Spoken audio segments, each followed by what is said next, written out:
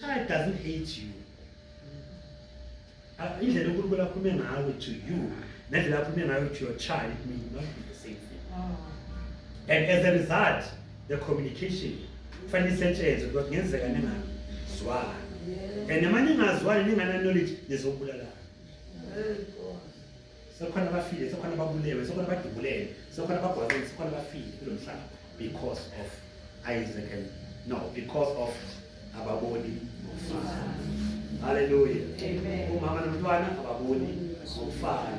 Ubusisi nobhuti ababoni ngokufana. Akusho ukuthi lokho kukhona zonke umuntu. Asiboni ngokufana. Umngani wami, I enjoy friendshiping with you. But you must remember ukuthi amile sibone ngokufana. You know when sibone ngokufana, uNkulunkulu akakhulumanga kimi, akakhulumanga kuwe lento akhulumile kuwe. And uNkulunkulu akakhulumanga kimi lento akhulumile kuwe. God did not speak to Isaac about the land. God spoke to Abraham about the land. So both of them baya entabeni yokuboneyo,